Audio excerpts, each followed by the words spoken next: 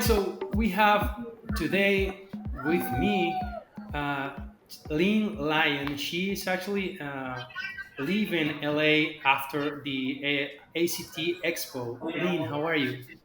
I'm doing great. Thank you, Ricardo. All right, so I have like a quick list of things that I want to go through with you, Okay. and just to understand what you think were the most important aspects of what you saw of different technologies, and what captivated you the most. I would like to to to go through each one of the fuels and ask you these two questions. First, uh, actually, how do you see after the event? How do you see the perspective or the perspectives for that fuel? And then give me one or two things that you saw that kind of blew your mind. So let's start with hydrogen, and that's the first one that comes to mind. Uh, Please tell me what are your feelings after ACT Expo about hydrogen and fuel cell technologies? So, going back several years with the ACT Expo, hydrogen was a very rare thing to be discussed. I remember that Honda had a small car and Toyota had something, but it wasn't. It certainly wasn't discussed at the fleet level, other than maybe if you were going to get a fleet of light duty vehicles. So, 2 years ago in 2019, the big buzz was about electric vehicles. A lot of the OEMs came out and said the electric's the future. But when they were talking about electric, they meant battery electric. There was Of very course. little discussion, with the exception of Nikola. Toyota was more quiet about it. They had stuff going on, but they weren't out there promoting it as heavily as Nikola was. So they almost seemed like an outlier, and the emphasis was on electric battery. And there was even a little debate over, which is better, and it seemed like the peer pressure or common thought was it's going to be battery electric. But Yeah. at this event, almost every OEM said, oh, and we're also going to have hydrogen. So it became very well accepted at this event. And it was talked about that the term I heard a lot was hard to abate segments. So uh, segments that the heavy duty sector Yeah. that the battery electric could not cover. So that was the big thing about hydrogen. Everybody's on board now. I don't know if they're just hedging their bets, but everybody's on board with hydrogen. Yeah, it's kind of trying to understand what's going on, and what are your feelings with regard of the infrastructure when these OEMs are talking about delivering these products? What about the uncertainties of the fuel availability in the United States, for example? What are they talking about? Yeah, that was had some very interesting twists as well. So, ACT Expo is about projecting what is going to be out there in the future. It's not about necessarily about tomorrow. So, we heard a lot about the challenges of infrastructure with battery electric vehicles.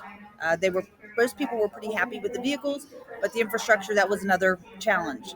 And then they also made comments that they were also concerned that, if just because you get a truck up and running on hydrogen, again, doesn't mean that the infrastructure's there. So there were certainly concerns about that. There's a lot of collaborating going on.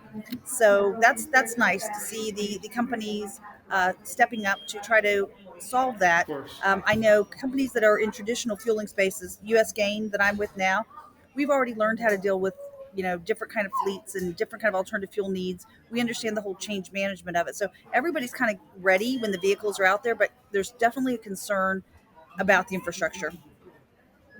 Of course. And tell me about hydrogen. Give me one or two things that kind of blew your mind. That can you when you saw it live there at the expo that kind of light sparked that light. Yeah, I've been watching the race to get these trucks on the road. There's a demand for them. There's an interest. Fleets will be buying them if they're available, but a lot of vehicles are not available on the electric side or the hydrogen side. So one of the things that blew my mind was just seeing the week before the Hyzon truck arriving in California for their trial. And there's a lot of questions, and that's what you have to do. You have to get a truck out there like Hyzon so we can start answering those questions. So we can, people want to know, oh, is it green hydrogen or is it gray hydrogen? I Yeah. mean, first we just got to get it out there. So I think it's good to, Yeah, to and, and, aim for and what having we aim it. for. Yeah. So there were two hydrogen trucks there. That was what was kind of cool too. Two Hyzon hydrogen trucks. So Nicola Oh, had theirs inside, and I saw it drive off. but for the ride and drive, it wasn't available. So I did get to take a ride in the Hyzon truck, and as expected, it was smooth and had pickup. I talked to the driver; he liked it. So yeah, it was my first time being a passenger in a heavy duty hydrogen truck. It was pretty exciting. Well, beautiful moment for drugs, and I mean, kind of put it into perspective. You were talking about 2 3 years ago, almost no availability of that hydrogen truck. It's kind of a really milestone, really important milestone. This ACT Expo in 2021 for hydrogen. What a great moment. So let's move to the battery electric vehicles, and we can throw in there to Hyliion and all the others, but I want to talk about heavy duty, that kind of the thing right now. What did you see in moving forward with the battery electric trucks and these solutions that kind of melt down with Hyliion? There is strong demand and interest in the heavy duty battery electric trucks for sure. The trials that they did had positive feedback from the drivers and the fleet owners.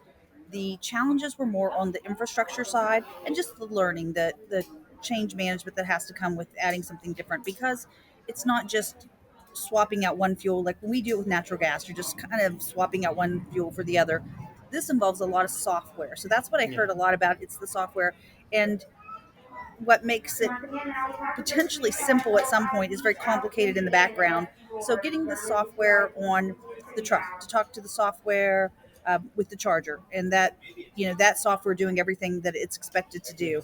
A lot of as we know with all software, there's updates to the software, and if you update one piece, you got to update the other.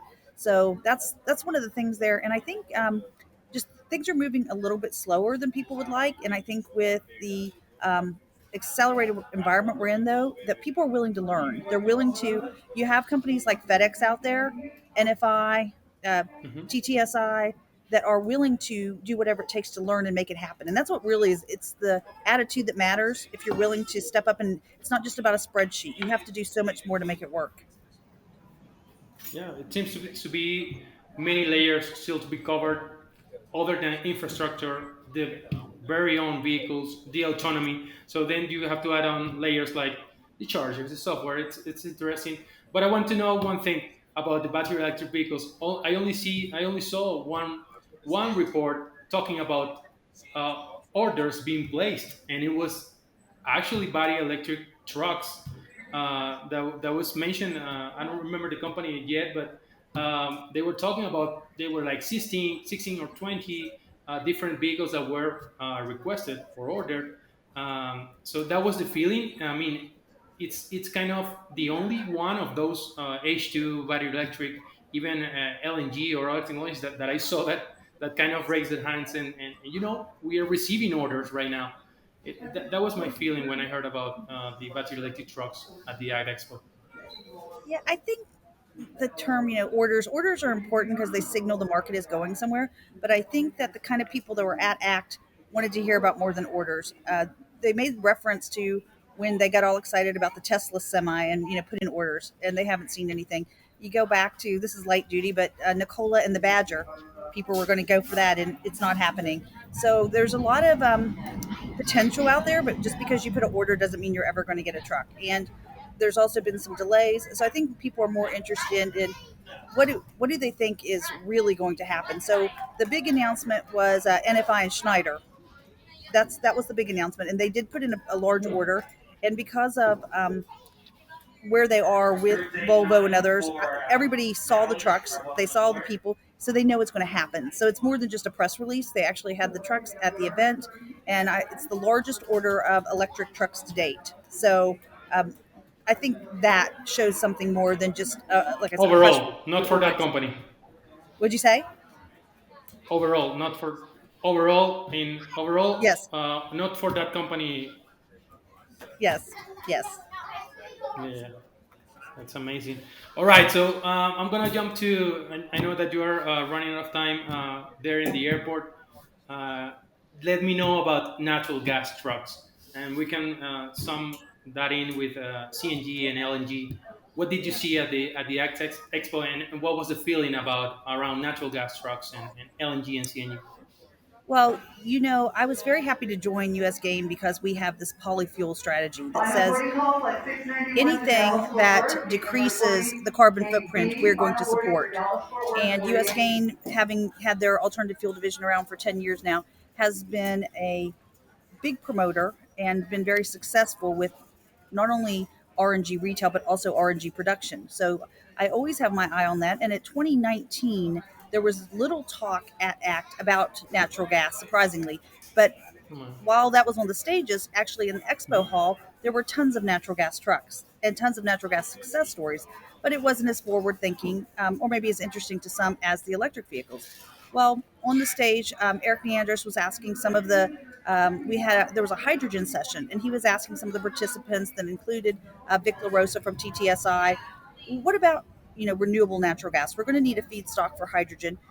Do we keep developing this? And Nick said, absolutely. He said, these trucks are 5 or more years out there. And if I don't have renewable natural gas, I'm going to have to start buying diesel trucks again.